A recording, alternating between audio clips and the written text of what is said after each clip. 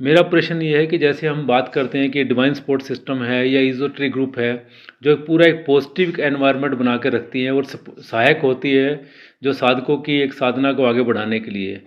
कई बार ऐसा भी होता है कि जो नेगेटिव एनर्जी होती है वो पीछे खींचने के लिए लगी रहती है। तो क्या नेगेटिव एनर्जी का भी कोई ऐसा कोई ग्रुप है या ऐसा कोई उन्होंने एक ऐसा एक कॉन्ग्लोमेरेट बना रखा है कि जो ये अच्छी चीज़ों को आगे प्रफुल्लित नहीं होने देती है, उनके लिए रुकावट पैदा करती है? ये बहुत अच्छा प्रश्न है और इस पे चर्चा होनी चाहिए, क्योंकि हमेशा जो है इजोटेरिक सपोर्ट सिस्टम की ही चर्चा होती है। अब आप ये देखिए कि अपराध जगत में भी लोग होते हैं, उनका भी तो संगठन होते हैं अपराध जगत के लोगों के, और उनके भी अपने जस्टिफिकेशंस होते हैं, उनके भी अपने एडवोकेट्स, और वो सारे हर जगह पे उनके अपने सपोर्ट सिस्टम उन्होंने क्रिएट किए हुए होते हैं। तो निगेटिव फोर्सेस जहाँ कहीं भी हैं, जैसे चाहे वो इजोटेरिक सपोर्ट सिस्टम की बात करें तो ऐसे जो अदर डायमेंशंस हैं, तो उसमें जो है नियरेस्ट जो डायमेंशन है, उस नियरेस्ट डायमेंशन में जो है ऐसा है कि वहाँ पर दो ग्रुप बने हुए हैं। नियरेस्ट डायमेंशन में ऐसे दो ग्रुप बने हुए हैं, जिसमें एक जो है आपका पॉजिटिव है और एक नेगेटिव है। एक जो इजोटेरिक सपोर्ट सिस्टम के साथ चलता है और एक इसके खिलाफ चलता है। और हालांकि इस संसार का नियम यह है कि यह बैलेंस है, नेगेटिव फोर्सेस भी जरूरी हैं। नेगेटिव फोर्सेस के बगैर जो है आप आत्मज्ञान को उपलब्ध नहीं हो सकते। नेगेटिव फोर्सेस के बगैर जो है आप आत्मज्ञान को उपलब्ध नहीं हो सकते। तो नेगेटिव फोर्सेस हैं और उनके अपने सपोर्ट सिस्टम है, उनके प्रॉपर सपोर्ट सिस्टम है, तो उनकी भी अपनी शक्तियां हैं, लेकिन उनकी शक्तियां जो हैं वह सिर्फ नियरेस्ट डायमेंशन में ही हैं। जो अपर डायमेंशन है हमारा नियरेस्ट में, उसमें ही है। और लेकिन मज़े की बात यह है, इसमें जो नियरेस्ट डायमेंशन है इसमें नेगेटिव फोर्स ज़्यादा ताकतवर है और जो पॉजिटिव फोर्स है वो कम ताकतवर है, जो नियरेस्ट है। उसके अपर डायमेंशंस में फिर जो है लगातार सिर्फ पॉजिटिव पॉजिटिव पॉजिटिव पॉजिटिव, फिर उसके बाद में पॉजिटिव है। लेकिन नेगेटिव फोर्स जो है हमारा जो नियरेस्ट अपर डायमेंशन है यहाँ पर बहुत ज़्यादा है, इन्हीं की तूती बोलती है। इसलिए हम यहाँ देखते हैं कि परसेंटेज बहुत ज़्यादा है, नेगेटिव शक्तियों की ताकत थोड़ी ज़्यादा दिखती है, ज़्यादा एक्टिव दिखती है, क्योंकि इनका नियरेस्ट सपोर्ट सिस्टम ज़्यादा है। अब जो यहाँ पर साधक यानी जो जिनके सपोर्ट में इजोटेरिक सपोर्ट सिस्टम काम कर रहा है, तो इजोटेरिक सपोर्ट सिस्टम अपर डायमेंशंस में बहुत सारे हैं, सब साधक के साथ खड़े हैं, सब साधक के साथ खड़े हैं। लेकिन जो है नेगेटिव फोर्सेस इनको जो है इनके आसपास में इनको डिस्टर्ब करती रहती हैं। और अपर डायमेंशन में मतलब नियरेस्ट सपोर्ट, मतलब इनकी शक्ति इसलिए ज़्यादा है कि नियरेस्ट डायमेंशन में इनका बल बहुत ज़्यादा है। लेकिन इनका बल ज़्यादा क्यों है, ऐसा क्यों है? तो ऐसा इसलिए है कि इस नेगेटिव फोर्स के थोक भाव में मौजूदगी और इनकी ज़्यादा क्षमता, इनकी ज़्यादा इन्फ्लुएंसेस, ये आपको तैयार करते हैं उस छलांग के लिए, लंबी छलांग के लिए। जितना ज़्यादा ये नेगेटिव फोर्सेस रहेंगे उतनी ज़्यादा आपकी लंबी छलांग लगेगी। नहीं तो छलांग यदि छोटी हो जाती है तो आप जो है उच्च लोक के देवता बन जाएंगे, हायर डायमेंशन में जाएंगे, 5 डायमेंशन ऊपर, 10 डायमेंशन ऊपर, 20 डायमेंशन ऊपर, और कहीं ना कहीं जाकर फंस जाएंगे। और यदि आपके साथ नेगेटिव फोर्सेस ज़्यादा है और आपको ज़्यादा परेशानी होती है, तब आपके पास वह क्षमता विकसित होगी कि वह लंबी छलांग लग सके जो सारे डायमेंशंस के पार हो जाती है। मतलब आप किसी भी डायमेंशन में नहीं फंसेंगे और पूरी तरह से मुक्त हो जाएंगे। उच्च लोक के देवता नहीं बनेंगे बल्कि परमात्मा हो जाएंगे। या तो आप परमात्मा होंगे या तो आप सेपरेशन में रहेंगे। तो सेपरेशन में चाहे आप देवता रहें, उच्च लोक के देवता रहें, निम्न लोक के देवता रहें, मनुष्य रहें, या नेगेटिव फोर्स की बीइंग रहें, सोल बने या कुछ भी बने, लेकिन यहाँ पर आप कहीं ना कहीं फंसे ही हैं। यहाँ पर सापेक्षता है, ऊपर नीचे है। अब यह ऊपर नीचे, छोटा बड़ा, इसी द्वंद्व में ही फंसे हैं, द्वैत में ही फंसे हैं, डुअलिटी यहाँ पर एक्टिव है। इस डुअलिटी के पार जाने के लिए नेगेटिव फोर्स बहुत ज़रूरी है। तो नेगेटिव स्ट्रीम्स चलती रहती हैं, यहीं पर वो राइट इंटेलिजेंस पैदा होता है। हम इस शब्द का बहुत ज़्यादा प्रयोग कर रहे हैं, कुछ शब्दों को हम प्राण दे रहे हैं, कुछ नए शब्दों को हम गढ़ रहे हैं। तो उसमें एक शब्द यह भी है इन्फ्लुएंस स्ट्रीम्स। इसका हम बार बार प्रयोग कर रहे हैं कि धीरे धीरे लोग समझे कि इस इन्फ्लुएंस स्ट्रीम्स अनंत मतलब हजारों लाखों की संख्या में इन्फ्लुएंस स्ट्रीम्स हैं और ये लगातार काम करती हैं, ये लगातार काम करती हैं। इनको हमें देखना पड़ेगा, समझना पड़ेगा और ये स्ट्रीम्स कैसे काम करती हैं, इनका विज्ञान कैसे काम करता है, क्योंकि हमारे जो पैटर्न्स हैं वह किसी न किसी स्ट्रीम्स को आकर्षित कर रहे होते हैं, किसी न किसी इन्फ्लुएंस स्ट्रीम को आकर्षित कर रहे होते हैं। अब एक बात बताइए कि राजनीति की चर्चा चल रही है, 10 लोग बैठे हैं, उसमें 6 लोग 7 लोग बहुत इंटरेस्टेड हैं, मतलब 3 लोग ज़रूरत से ज़्यादा इंटरेस्ट हैं, 3 लोग जो है नॉर्मली इंटरेस्टेड हैं और 2 लोग ऐसा है कि अरे सो चलो चलता है, और 2 लोग ऐसे हैं इनको बोलते हैं क्या बकवास करते हैं। तो वो सेम स्ट्रीम है लेकिन सबके ऊपर अलग अलग इफेक्ट हो रहा है। ऐसा क्यों है? क्योंकि उनके अंदर के पैटर्न्स ऐसे हैं कि किस चीज़ को आकर्षित कर रहे हैं, और यदि उसको वो आकर्षित कर रहे हैं तो फिर वह स्ट्रीम जो है वह उनके उन पैटर्न्स को और अपडेट करेगी, मजबूत करेगी। और अभी इतनी ज़्यादा स्ट्रीम्स ऐसी चल रही हैं और वह स्ट्रीम्स जो है उनको बहुत ज़्यादा अडाप्ट किया जा रहा है। जो इंफॉर्मेशन एंड टेक्नोलॉजी का जो युग है, बहुत सारे डेटाज और इन्फॉर्मेशंस हैं, इसके कारण जो है ऐसा बहुत सारा आकर्षण हो रहा है। और इसके कारण जो है ये बात थोड़ी चली थी कि पागलपन बढ़ रहा है। इन्फ्लुएंस स्ट्रीम्स जो हैं ये पागलपन बढ़ाने की जिम्मेदार हैं। अब ये जो है आपको पास ये है कि गूगल है, यह है, वह है, आपको इन्फॉर्मेशंस दी जा रही हैं, ये भी तो स्ट्रीम्स ही हैं ना, ये भी तो सारी स्ट्रीम्स ही हैं जो आपको इन्फॉर्मेशन प्रोवाइड करा रही हैं। आर्टिफिशियल इंटेलिजेंस है, ये है, ये तरह तरह की स्ट्रीम्स हैं। और ये सारी स्ट्रीम्स जो है आपको, चाहे वो पॉलिटिकल हो, चाहे वो इन्फॉर्मेशन से रिलेटेड हो, चाहे वह इकोनॉमी से रिलेटेड हो। इकोनॉमी ने कितना ज़्यादा जोर पकड़ लिया इस डेटा के माध्यम से।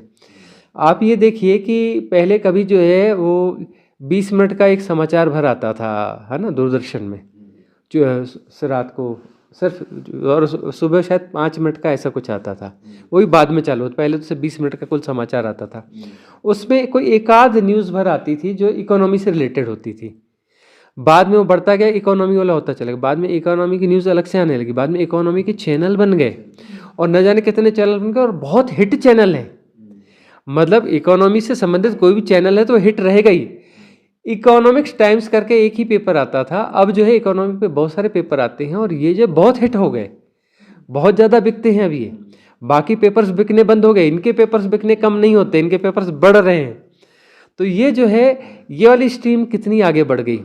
अब ये जो इकोनॉमी की जो स्ट्रीम्स इतनी ज़्यादा बढ़ी है, इतनी ज़्यादा जो बढ़ी है, इकोनॉमी वाली जो स्ट्रीम बढ़ी है, यह स्ट्रीम जो है इतना ज़्यादा घेरे में ले लिया है कि हर व्यक्ति के दिमाग में जो है यदि 24 घंटे में 1 लाख विचार यदि आ रहे होंगे तो उस 1 लाख में मान के चलिए कि 15 से 20 हज़ार या 25 हज़ार विचार वो इकोनॉमी से रिलेटेड ही आते हैं। बाकी और देखिए तो फियर से रिलेटेड आते हैं, अरे इस मेरा क्या होगा, ये होगा। उसके पीछे भी जाके देखिए तो उसमें इकोनॉमी उसमें भी छुपी हुई है कि अरे ये ऐसा ना हो जाए, वैसा ना हो जाए, ये ना छोड़ दे, क्यों ना छोड़ दे, बोले उससे हमारी जो प्रतिपूर्ति हो रही है, इकोनॉमी जो चीज़ें हैं वहाँ से आ रही है, वो फीडिंग वहाँ से आ रही है, जो मनी की फीडिंग है वो वहाँ से आ रही है। तो घूम फिर के देखा जाए तो 2/3 से के लगभग जो है आपके सारे फियर्स और सारी जो स्ट्रीम्स हैं वह इकोनॉमी से जुड़ी हुई हो चुकी हैं। और इस प्रकार का जो इन्फीरियरिटी कॉम्प्लेक्स पैदा हो रहा है, असुरक्षा की भावना जो पैदा हो रही है, वह इकोनॉमी से जुड़ी हुई है। और इतना भारी फियर है कि महंगाई बढ़ जाएगी, ये धन मेरा क्या करूं, कैसे बढ़ा लूं, अरे ये हो गया, वो हो गया, हर चीज़ जो है उससे जुड़ी हुई है। बहुत ज़्यादा फियर बढ़ रहा है कि अब सब महंगा हो रहा है, तो अब आपकी आमदनी बढ़नी चाहिए और आपका जो पैसा है वो राइट इन्वेस्टमेंट होना चाहिए ताकि ठीक से ग्रो कर सके। नहीं तो आपके पास धन होते हुए भी धन घटता जाएगा। धन आपके पास है, आप खर्च नहीं भी कर रहे लेकिन आपका धन घट रहा है। क्यों? क्योंकि महंगाई बढ़ रही है। तो एक नए किस्म की ये स्ट्रीम हो गई है। पहले जो है महंगाई बढ़ने की गति बहुत धीमी होती थी, अब महंगाई बढ़ने की गति जो है बहुत फास्ट हो चुकी है। तो अब ये जो है ये स्ट्रीम्स बहुत हावी हो रही है और इसने जो है बहुत सारे फियर पैदा किए। अभी जो दिमागी असंतुलन मतलब जो पागलपन का परसेंटेज जो बढ़ रहा है उसमें इस प्रकार के फियर काम कर रही है, ये इस प्रकार के इन्फ्लुएंस स्ट्रीम्स इसके लिए जिम्मेदार हैं। और इससे निजात पानी है, इससे यदि निजात पानी है तो गो स्लो वाली उस पुरानी जगह पर आना पड़ेगा कि जो भारत में सनातन में हम देखते हैं कि हमारे पास बहुत ज़्यादा इंटेलिजेंस था, साइंस की बहुत ज़्यादा रिसर्च थी, जीरो हमारे पास था, दशमलव हमारे पास था, अंकगणित हमारे पास था, ज्योतिष हमारे पास था, अंतरिक्ष विज्ञान हमारे पास था, सब हमारे पास था, लेकिन तब भी हम जो मशीनें नहीं बनाते थे। क्यों? क्योंकि ये कहा जाता था कि मशीनों के साथ में आप मशीन होते जाएंगे, मनुष्य कम बचेंगे, आप मनुष्य रहिए और जो है प्रकृति के साथ चलिए। प्रकृति धीरे धीरे धीरे धीरे रे मना धीरे धीरे होए, और क्या है माली सींचे 100 घड़ा ऋतु आए फल होए, माली सींचे 100 घड़ा ऋतु आए फल होए, मतलब कितना भी पानी डाल दो अपनी ऋतु पे ही फल और फूल होंगे। इस प्रकार जो प्रकृति का नियम है, तो धीरे धीरे रे मना धीरे धीरे होए, गो स्लो। तो जो है गो स्लो, धीरे चलो धीरे चलो धीरे चलो, और जो है उपभोक्तावादी न बनो। तो साधारण घरों में रहो, घर में फर्नीचर की जरूरत नहीं, इसकी जरूरत नहीं, कम से कम में कैसे गुजारा किया जा सकता है वैसे गुजारा करो। तो उसके साथ प्रकृति के साथ व्यक्ति ज़्यादा टच में था। अभी आप उठ जाते हैं, उठने के बाद घर में ही सब कुछ है, घर के अंदर ही बने रहते हैं। पहले आदमी पुराने समय में हम जानते हैं, हम गाँव में रहे, जंगलों में रहे, उठने के बाद पहला काम करता था आदमी घर के बाहर निकल जाता था, और घर के बाहर आंगन है, पेड़ है, हरियाली है, पेड़ों को देखेगा, उनको देखेगा, वो बाहर ही फ्रेश होने जाएगा, बाहर ही दातुन तोड़ेगा, बाहर ही वो करेगा, बाहर घर के अंदर जो है वो घुसने का काम बहुत कम होता था। बैठना है तो उधर पेड़ के नीचे ही खाट लगी रहेगी, वहाँ बैठे रहेंगे, या पेड़ की छांव में जाके ज़मीन में जाके बैठ जाएंगे। तो इस प्रकार का था कि प्रकृति के साथ जुड़े हुए थे और अपना धीरे धीरे चलते थे। उस धीरे धीरे चलने में भी सुबह जल्दी उठना है, और एक जीवन में संयम, एक फ्लो था, एक सहजता थी। अब जो है इसके साथ में इतना सब कुछ अव्यवस्थित हो गया है कि जीवन कहीं पे रिदमिक समझ में ही नहीं आता, सारी रिदम बिगड़ गई, रिदम बिगाड़ दी इन्फ्लुएंस स्ट्रीम ने और दौड़ने में लगा दिया, दौड़ते भागता। अच्छा, दौड़ना भागने का मतलब क्या है? दौड़ने भागने का मतलब है कि आपकी इफ़िशियंसी बढ़ चुकी है, आपको बढ़ाई जा चुकी है ना, आपको बहुत ज़्यादा सिस्टमेटिक किया जा चुका है। दौड़ना आपको सिखाया गया, कैसे दौड़ना, कहाँ दौड़ना, कैसे दौड़ना, मतलब आपको स्किल्ड किया गया है। स्किल्ड करके आपको एक दौड़ने वाली मशीन के रूप में तब्दील कर दिया गया है, एक रोबोट के रूप में कर दिया गया है, इन्फॉर्मेशंस डाल दी गई, आपको जो है एक सुपर कंप्यूटर के रूप में कर दिया, मैं कुल मिला के सुपर रोबो बना दिया, जो इसके पास वह मतलब वैसा वाला आर्टिफिशियल इंटेलिजेंस भी है।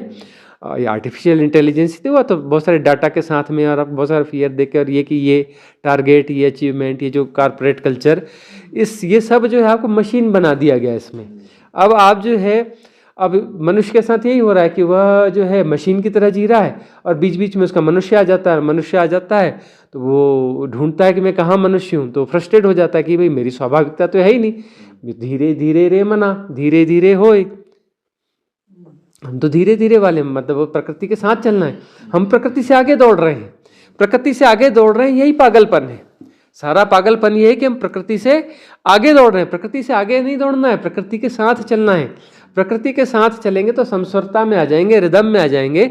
और यदि ये रिदम बनती है, प्रकृति के साथ साथ में जो रिदम बनती है, तो वहीं आपकी फ्लावरिंग हो जाती है, वहीं आपकी फ्लावरिंग हो जाती है। फ्लावरिंग होने का मतलब आपकी भगवत्ता खिल गई और आप मुक्त हो गए, और आप मुक्त हो गए।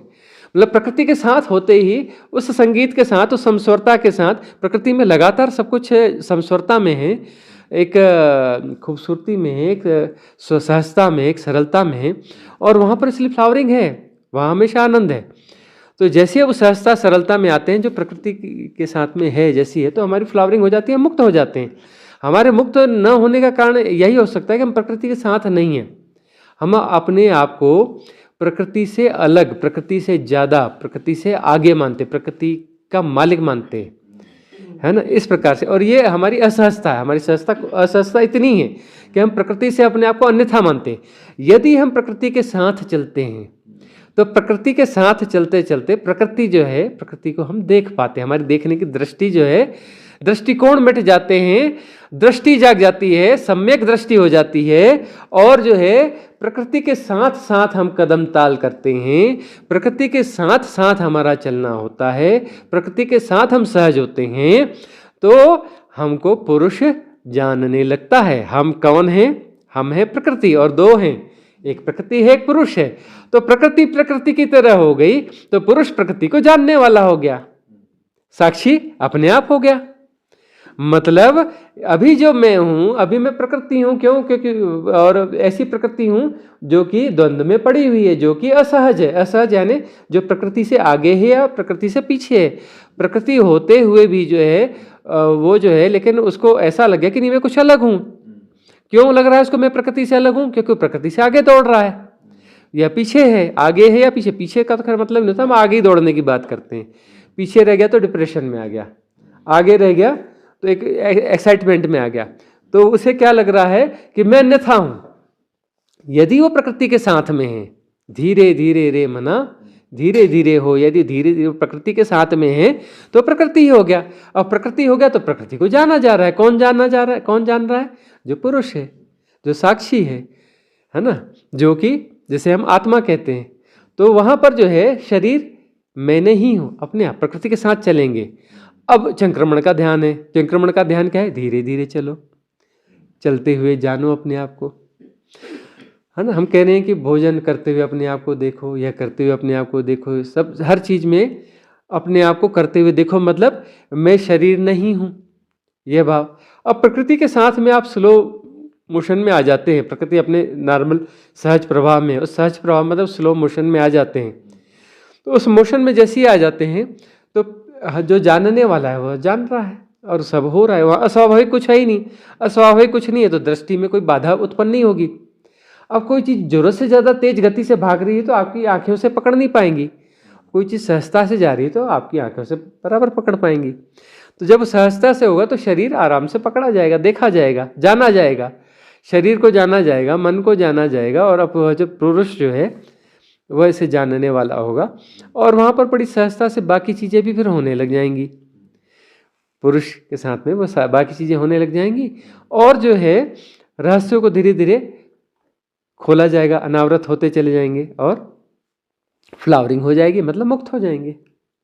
मुक्त हो जाएंगे भाई। वो तो मनुष्य इस स्टेज पे है कि उसे मुक्त ही होना है, बस वो सहजता में बना है, अपने आप मुक्त हो जाएगा, अपने आप मुक्त हो जाएगा। क्योंकि यात्रा तो पूरी होगी ना, पत्थर से चला क्या क्या नहीं हुआ, शैवाल, कवक, अमीबा, क्या क्या नहीं हुआ, जलचर, थलचर, उभयचर, नभचर, है ना, दो पाया, चौपाया, दो पाया, सब हो गया। होते होते अब इस स्टेज पे आ चुका है कि यहाँ पर उसकी मुक्ति तो हो ही जानी चाहिए, हो ही जानी चाहिए, अपने आप हो जानी चाहिए। बस सहजता की जरूरत है। सहज प्रवाह में सब यहाँ तक हो गया। सहज प्रवाह में तो सहज प्रवाह में मुक्ति भी होनी चाहिए भाई। सहज प्रवाह में वो पत्थर चल के मनुष्य हो चुका, तो सहज प्रवाह में वो मनुष्य परमात्मा भी हो ही जाना चाहिए। लेकिन क्यों नहीं हो रहा है? क्यों नहीं हो रहा है? क्योंकि वो प्रकृति से आगे दौड़ रहा है, कदम ताल को तोड़ रहा है। अब तक कदम ताल में था, प्रकृति के साथ ही था, प्रकृति से अलग नहीं था। अब वो प्रकृति से अलग हूँ, जैसी वो घोषणा करता है प्रकृति से अलग हूँ और अपने सेपरेशन की घोषणा करता है, वो फंस जाता है, वहाँ फंस जाता है। उस सेपरेशन को बचाने के लिए वो आगे दौड़ता है, ये करता है। और ये इन्फ्लुएंस स्ट्रीम जो है उसको जो है दौड़ा रही है, दौड़ा कर असहज बना रही है। असहज मैंने प्रकृति से और तोड़ रही हैं, और तोड़ रही हैं। तो वह जो पागलपन में पड़ेगा ही पड़ेगा। जो प्रकृति के विरुद्ध जा रहा है तो पागल हो जाएगा, क्योंकि असहजता तो है ही ना, दौड़ना ही असहजता है। एम्बिशन, सारी एम्बिशंस असहजता है, पागलपन है। और ये एम्बिशंस दी जा रही हैं, एम्बिशंस दी जा रही हैं, और सारे एम्बिशंस पागलपन है। तो जैसे ये समझ में आ जाएगा तो फिर जो है जैसे ही वो हम सहजता में आएंगे, धीरे धीरे रे मना धीरे धीरे होए, माली सींचे 100 घड़ा, ऋतु आए फल होई। जब ये हमें समझ में आ जाएगा कि कुछ भी कर लो, ऋतु आएगी तो फल होगा। और ऋतु के लिए प्रकृति के साथ होना पड़ेगा, सहजता में होना पड़ेगा। उस सहज प्रभाव में जैसे ही हम आ जाएंगे तो फिर जो है ऋतु आए फल होए, फ्लावरिंग हो जाएगी, फल हो जाएगा, और हम मुक्त हो जाएंगे। तो स्वामी जी, इसका मतलब ये हुआ कि अभी एक गोल्डन एरा चल रहा है, उसमें एक गोल्डन एरा में भी इतने हो रहे, इतना सब कम्युनल हो रहे हैं, वो भी वो नेगेटिव फोर्स का ही काम होगा ना। हाँ, ये जो नेगेटिव फोर्स है, अब ये है कि बहुत ज़्यादा जैसे कम्युनल हो रहा है, ये हो रहा है, वो हो रहा है, इसमें स्ट्रीम्स जो है ज़्यादा स्पष्ट होके दिख रही हैं, ज़्यादा स्पष्ट होके दिख रही है ना। अब वो कम्युनल फोर्सेस काम तो कर रहे हैं, लेकिन अंदर से स्पष्ट भी हो रहा है कि ये है तो पागलपन, अंदर से तो पता चल रहा है। ऐसी बहुत सारी फोर्सेस जो काम कर रही हैं। अब जो है हम व्यवहारिक सत्य के रूप में हमें बोलते हैं कि ये 10 इन्फ्लुएंस स्ट्रीम्स हैं। इसमें ये वाली इन्फ्लुएंस स्ट्रीम जो है कम करप्ट है, इसको सपोर्ट कर दो। ये इन्फ्लुएंस स्ट्रीम जो है कम बीमार करने वाली। अब आपके पास में ये 10 किस्म के अनाज है, यार ये तो पूरी तरह से जहरीला है, ये थोड़ा ही, अरे ये बहुत कम जहरीला है, इसे खा लो, लेकिन खाना तो पड़ेगा आपको। खाते तो जहरीला है, खाते तो जहरी है ना, आप जो भी खा रहे हैं। ऑर्गेनिक के नाम पर भी क्या आ रहा है, और आप फुल ऑर्गेनिक तो मिल नहीं सकता। तो अब जो है उसमें कम से कम जहरीला, ये व्यवहारिक सत्य है, ये व्यवहारिक सत्य अपनी जगह काम कर रहा है। लेकिन जो है अंदर से तो स्पष्ट हो गया ना कि है तो जहरीला ही, ये फूड हम खा रहे हैं तो जहरीला है। बहुत सारी इन्फ्लुएंस स्ट्रीम्स हैं, कम्युनल फोर्सेस हैं, ये हैं वो हैं, सब काम कर रही हैं। उसमें हम पर कहीं ना कहीं किसी न किसी के साथ व्यवहारिक सत्य में होना पड़ता है, भले अंदर से आप ना हो। तो उसमें कुछ चीज़ों को आप वो कर लेते हो, लेकिन ये जानते हुए कि है तो जहर ही, है तो गड़बड़ ही, है तो एबनॉर्मलिटी ही, है तो इन्फ्लुएंस स्ट्रीम ही। तो फिर जो है संसार में रहते हुए, कीचड़ में रहते हुए कमलवत हो जाते हैं कि फिर जो है वो अपना व्यवहारिक सत्य बस के स्तर पर बहुत छोटा मोटा कुछ कुछ वो रहता है, लेकिन अंदर से आपको वो चीज़ लिप्त नहीं कर पाती है। लेकिन यह काम तो कर रही है ना, जितनी ज़्यादा होगी, पागलपन जितना ज़्यादा होगा, उसमें कुछ लोग तो ऐसे होंगे ना, ये पूरा पागलपन है, उनको दिख जाएगा ना पागलपन है। नहीं तो थोड़े थोड़े पागल थे तो सारे पागल थे और किसी को पता ही नहीं था कि हम पागल हैं, लेकिन इतने छोटे कम पागल थे। अब जो है पागलपन इतना बढ़ चुका है कि अब जो है बहुत सारे लोगों को पता चल रहा है कि सब पागलपन है। ये दौड़ना पागलपन है, इतनी ये माया मोह पागलपन है, ये संबंध पागलपन है, सब हर आदमी को पता चल रहा है कि सब पागलपन है, सब बेवकूफ़ी है। और उसके बाद में एक तरह का भी काम करता है।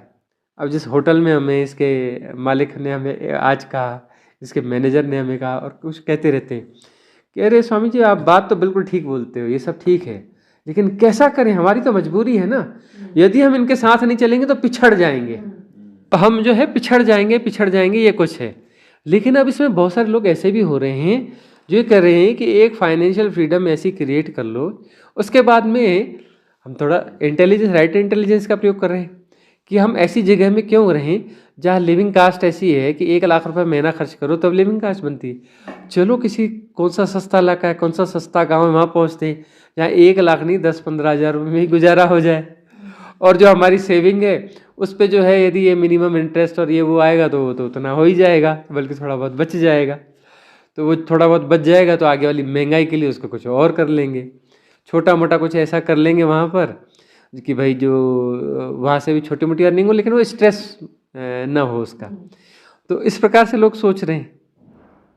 इस प्रकार के संन्यास जो ये एक किस्म का संन्यास है। हम इसे कह रहे हैं कि नव संन्यास ऐसा होना चाहिए कि वो जो फाइनेंशियल फ्रीडम हो आपके पास, नव संन्यास की का कॉन्सेप्ट हालांकि ओशो का दिया हुआ है। तो इसमें जो है, इसमें हमारा सोचना है कि एक ऐसी फाइनेंशियल फ्रीडम हो जाए आपके पास में, और फिर इसमें थोड़ा बहुत आपको संसार में तब भी लगे रहना पड़ेगा कि उसका थोड़ा बहुत मैनेजमेंट, लेकिन स्मार्ट मैनेजमेंट, और कुछ छोटा मोटा आप संसार में करते भी रहें, ज़्यादा ना करें। तो उससे छोटी मोटी इनकम होती है, लेकिन इतना पार्ट टाइम करें कि वो आपको कहीं डिस्टर्ब ना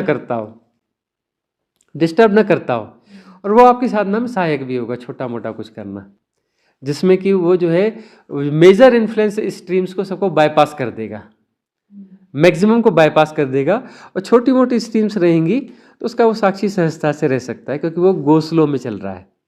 और उसके पास जो है वो स्ट्रीम जो डराने वाली हैं उसके जवाब हैं कि ये क्या होगा, अरे भाई मेरे पास इतनी इनकम है, छोटी में अदर रिसोर्सेज भी हैं, थोड़ी थोड़ी मेरी सेविंग भी है, मेरे पास स्मार्ट मैनेजमेंट भी है, जैसे महंगाई बढ़ेगी तो उसके पास मेरे पास मैनेजमेंट भी है, और जो है मैंने तो सबसे दूर हट के रहना है।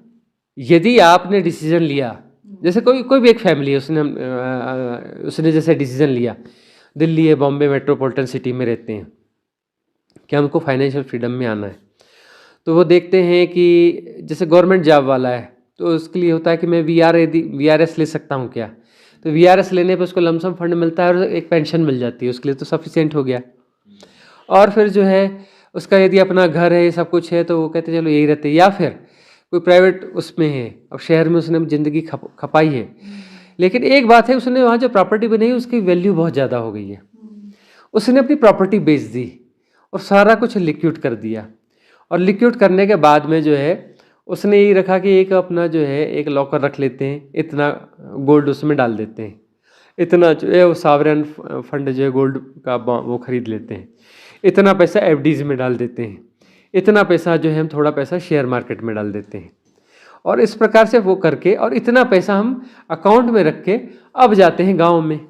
गांव में आपने जाना चालू किया, अब वहाँ जिस शहर में आप थे, अच्छा घर आपको जो है 30,000 रुपये या 40,000 रुपये महीने में मिल रहा है ना। अब आप गांव में गए, आपने ढूंढा कि 3,000 4,000 रुपये महीने में कोई घर है क्या, 10% में आप आ गए और उस घर में आप रहने लगे, और जो है बहुत सारी कास्ट आपने घटा दी, रहने के ढंग वो सामान निकल ली, ये कर ली, और आपने कास्ट जो अपनी 25% या 30% पे ला दी, और आपके पास अपना एक इनकम सोर्सेस हैं ही हैं। फिर ऐसा करते करते घूमते घूमते घूमते आपने दुनिया घूमना भी चालू किया, फिर अलग अलग जगह पे, चलो 1 साल यहाँ रहे, 1 साल वहाँ रहे, वहाँ रहे, तो घूमते घूमते दुनिया का अनुभव भी हुआ, आपके घूमने फिरने के शौक पूरे हुए, साथ में छोटे मोटे आपने आपके पास कोई आर्ट है, कविता लिखना चालू किया, पेंटिंग करनी चालू करी, ये कुछ करना चालू किया, हो सकता है वह आपका जो है आर्ट जो है वो आपका एक इनकम सोर्स बन जाएगा, आपको जीने में आनंद भी आएगा।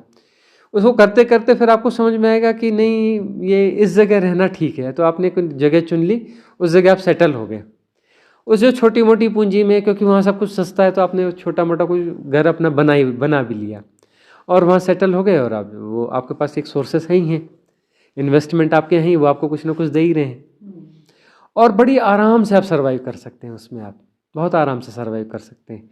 तो इस प्रकार का जो है ऐसे बहुत लोग कर रहे हैं, ऐसे बहुत लोग कर रहे हैं। बहुत लोगों का अर्थ ये है कि 1% बहुत बड़ी बात होती है, हम कह रहे हैं कि 0.01% भी ऐसा कर रहा है तो बहुत बड़ी संख्या ही है, क्योंकि यह इंटेलिजेंस सबके पास नहीं हो सकता। बाकी सब तो वही बोलेगा कि मैं जो है करोड़पति हूँ, तो मेरे पास 10 करोड़ है तो अब 20 करोड़ हो जाए, 20 करोड़ है तो 50 करोड़ हो जाए, 100 करोड़ हो जाए, वो उसी दौड़ में रहेगा। जैसे वो नेगेटिव और पॉजिटिव दोनों फोर्स रहेंगे, हाँ। पर हम प्रकृति के साथ रहे तो धीरे धीरे नेगेटिव फोर्स हमें ज़्यादा हमारे पे इम्पेक्ट नहीं करेगा, वही ना। हाँ, प्रकृति के साथ यदि आप हैं तो नेगेटिव फोर्स आपको इम्पेक्ट कर ही नहीं सकता, क्योंकि नेगेटिव फोर्स वह है जो इन्फ्लुएंस स्ट्रीम है ना। इन्फ्लुएंस स्ट्रीम तो अब ऐसा है कि ज़्यादातर नेगेटिव ही होती हैं। प्रकृति के साथ चलते हैं तो ज़्यादातर मतलब जो उस सामान्य स्पीड में उस पर कोई भी इन्फ्लुएंस स्ट्रीम काम ही नहीं कर पाती है। जो एबनॉर्मल है उस पर ही इन्फ्लुएंस स्ट्रीम काम कर पाती है, जो सहज है सहज पर कभी नहीं हो पाती है, कभी काम नहीं कर पाती है। असम में जादू बहुत ज़्यादा चलता है ना, मयांग वगैरह। असम में जो है ऐसा जो है वो गुरु नानक देव जी एक बार पहुंच गए तो वो अपने मस्ती में, अब कोई जादूगर नहीं थी, उसने कुछ उनको बोल दिया, उन्होंने ध्यान ही नहीं दिया। वो अपना उसको गुस्सा आया, बोले ये मेरा अपमान, मुझसे सब लोग डरते हैं और ये बंदा मेरे से डर ही नहीं रहा है। उसने जादू छोड़ा, गुरु नानक देव जी पे कोई इफेक्ट ही नहीं हुआ, और बड़ा जादू छोड़ा, और बड़ा जादू, जो वो बड़ी आश्चर्यचकित कि ये जो है बंदा बड़ा रिलैक्स है, नॉर्मल सा बंदा है, और इस पर हमारा जादू इफेक्ट ही नहीं कर रहा है। तो अब जाकर के उनके पास गई, फिर अपना सरेंडर हुई, उसको समझ में आया कि नहीं ये संत हैं, कुछ अच्छे संत हैं ये हैं।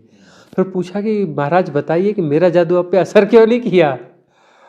तो गुरु नानक देव जी का जवाब यही था कि मैं तो सहज हूँ, सरल हूँ, और सहज और सरल पे तुम्हारा ये क्या काम करेगा। मैं सहज हूँ, सरल हूँ, तो मतलब परमात्मा मेरे साथ है, मतलब मैं परमात्मा ही हूँ। जो सहज है, सरल है, मतलब वो परमात्मा में जी रहा है। भाई परमात्मा ही तो है ना, परमात्मा के अन्यथा कुछ है क्या?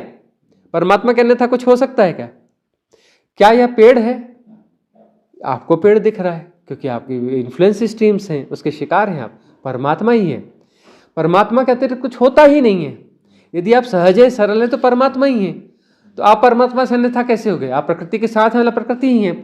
तो प्रकृति एक्चुअली प्रकृति भी नहीं है, परमात्मा ही है। प्रकृति भी परमात्मा का एक सौम्य रूप है, परमात्मा ही है। जब परमात्मा ही हो गए तो उस पर जादू, जंतर मंत्र, वो भी तो इन्फ्लुएंस स्ट्रीम है ना। जादू क्या है? वो भी इन्फ्लुएंस है ना, आपके सबकॉन्शियस माइंड को इन्फ्लुएंस किया जा रहा है।